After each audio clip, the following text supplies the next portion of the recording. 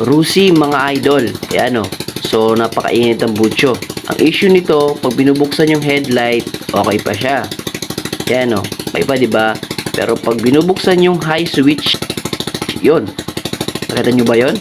Nag-a-action siya mamatay mga idol. So pagdating sa mga ganitong klaseng sitwasyon ay isa lang po yan mga idol, no, grounded. Pero case to case base po kung bakit nagkakaroon po ng ground. No, kasi pag hinahay lang naman siya na mamatay, kita nyo naman, di ba? Well, sa video ito, yan yung hanapin natin at tatalakayin natin. Pwede natin buksan dito, no, pwede sa socket at pwede rin dito sa kanyang switch. Okay, so guys, sabi ko case to case basis, kaya hanapin natin yung ground sa motor na ito. Alright, tara na. So yon, magandang araw sa inyong lahat mga idol, no. May dinala po sa ating Rusi yung mga suki natin dyan mga idol, no. Yung problema kasi nito ay namamatay pag binubuksan po yung switch po ng high, no. Guys, sinabi ko kanina ay case to case po kung bakit po nagkakaroon po ng pag-ground, kasi grounded po yan mga idol pag ganun po yung sitwasyon. Pasensya na po kayo dahil maingay po yung kanyang tambucho. Ayan, so ayusin natin yan mamaya, no. Ano lang po yan, gasket lang po yan mga idol, exhaust gasket. Numipis na po kasi dahil po sa long ride lagi. Okay, so ang nangyari dito mga idol, yung gustong ipagawa dito sa may-ari ay pag binubuksan po natin yung headlight, ayan o, okay pa siya. Yun naman, di ba? Pero pag hinahay natin, yun. So nag-action po siyang mamatay. Okay? So guys, sinabi ko kanina, grounded po yung mga idol. Pero hanapin natin kung saan part yung may ground. Case to case po yan mga idol. No? So sa video ito, yun yung tutumbukin natin. Ayan, okay? Kaya sa mga nakakaranas ng ganitong klaseng sitwasyon, pwede dito sa kanyang socket yung may problema, o pwede rin dito sa kanyang switch. Ayan, so case to case nga mga idol, guys, lagi yung sinasabi. Yun o, patay. Yun mga idol, no, at nabuksan na po natin yung kanyang headlight. Pero bago yun, paandarin muna natin kasi wala pong battery yung motor ng ating idol. So kickstart muna. Yun mga idol, no, at nabuksan na po natin yung kanyang headlight. Pero bago yun, paandarin muna natin kasi wala pong battery yung motor ng ating idol. So kickstart muna.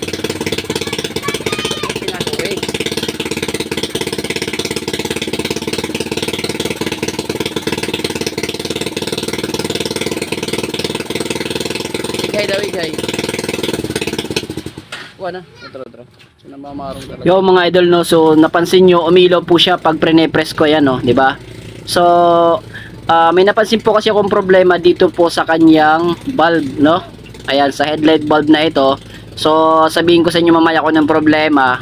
No, bali low lang po yung umiilaw na yun, no. Pag pre-press ay umiilaw po yung low. Magpapalit tayo ng bulb kasi may napansin akong problema dun sa kanyang bulb.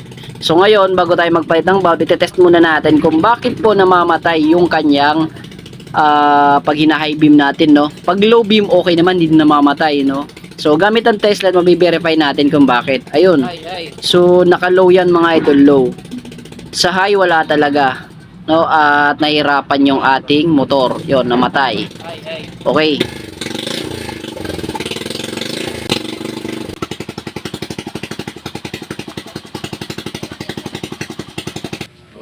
Na ito. Okay, parang Sa Tra. na brown o Okay. gaton. Ay.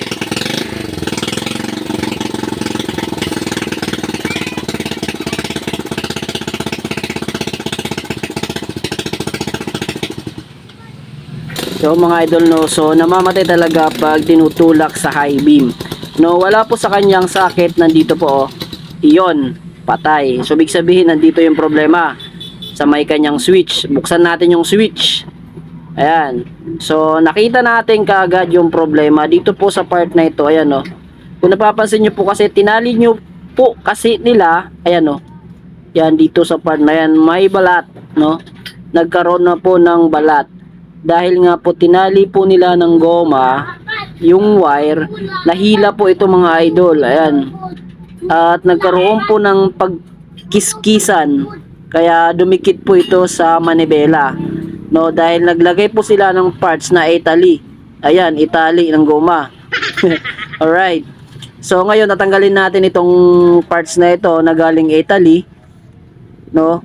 Para matanggal sa pagkaka-itali yung ating wire kasi sinama nilang itali yung wire, mga idol. Siguro dahil maluwag po yung kanilang tawag na ito, yung side mirror, kaya ganun yung ginawa, no?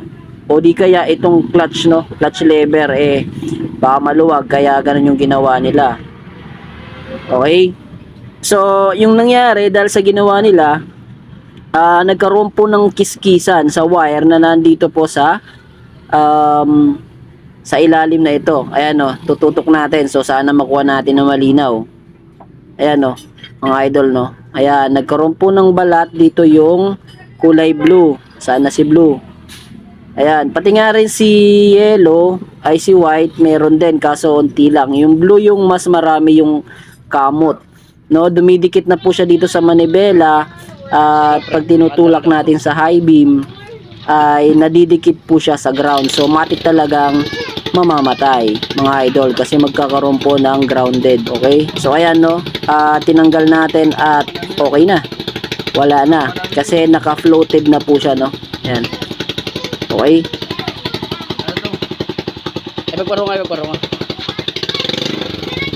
Yan, mga idol, no, kung napansin nyo, hindi na po siya namatay at i-test natin kung may source na ng kuryente dito sa harap, no.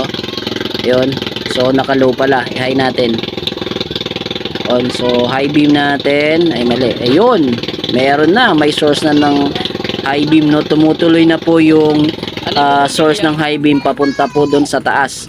Yung mga idol, no, at ito po yung kanyang original na headlight bulb, no, yung nakakabit dito na bulb. So ito muna yung kakabit ko, papakita ko sa inyo kung ano yung problema nito na sinasabi ko kanina. Ayan, so salpak muna natin yung socket. Yun, ipasok muna natin. Yun, okay na. Dahil salpak natin yung high beam na signal no. Yun, so umiilaw na po yung ating high, mga idol, no. Kanina wala yan, kasi namamatay. Yung sa ating dashboard, i-connect na rin po natin yung indicator ng high beam. Ayun, so okay na po, mga idol. Okay.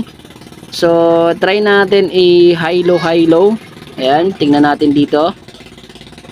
Yun, so namamatay po sa low, mga idol. Yun po yung sinasabi kong problema dyan. Okay, so ipapakita ko yan sa inyo mamaya kung ano yung problema. Ayan, so ito po yung low, mga idol. Ayan, oh. Ayan, okay. So kung napapansin nyo, namamatay-matay siya. Dito po sa part ng kanyang socket, nagkakaroon ng problema. Ayan. So pag pre-press ko o pag ginagalaw ko, namamatay. Paano pa kung nasa biyahe yan? Okay, so ito po yung problema. Yung kanyang paa dito, paa talaga no. Yung parang terminal dyan, hindi na po lumalapat doon po sa ating socket, no, sa ating headlight socket. Kaya palitan muna natin yan ng headlight bulb para walang problema. Okay. Yan, salpak na natin at isalpak natin itong kanyang socket. Yan, mga idol. Okay, so patayin muna. Patayin mo muna, idol. At sasalpak natin para walang spark na maganap. Oops. Yun, no. Yan, so sa pagsalpak nito, itatapat mo lang naman yung sasaktong butas, mga idol, at hindi ka mahirapan. Okay, pasok na. Then, subukan na po natin. Buksan natin yung headlight. Yun, ba't hindi umiilaw? Itulak mo pa. Yun, no, medyo may problema yung kanyang switch, mga idol. Yan, so kung nakita nyo, umiilaw na po, mga idol. High low, high low, high low. Okay? So, nagproblema po sa kanyang bulb sa low, kaya hindi na po umiilaw. No, dapat umiilaw pa rin yun, no? Yun. So, yun po yung naging problema, mga idol, sa kanyang bulb. Tapos dito sa part na ito, mga idol, may mga balat na yan, isa-isahin natin yang i-tape para hindi na yan lumapat dito, mga idol. Okay? Yan, so iti-tape natin nyo yan. Yan, nakita nyo, nag-high low beam na yun, no? At ibabalik po natin sa ayos. Okay? So ibalik muna natin. So yun, mga idol, ibalik na po natin sa ayos at try na po natin. Yun, start. Wala kasing starter, mga idol eh. Yon, umiilaw po yung ilaw, mga idol. Yon, so low, high, low, high, low. Okay. Iilaw na mga idol no. At hindi na po namamatay yung kanyang motor. Yon, at so hanggang dito lang muna yung video natin mga idol no. Sana may kayong tips at kaalaman kung paano ayusin yung mga ganito klaseng troubleshoot. At baka may ganito may ganito kayong klaseng sitwasyon sana nakatulong sa inyo yung video na ito. Alright, so ganito lang muna tayo. Peace out na mga tropa. Bye bye. Salamat po. Ingat.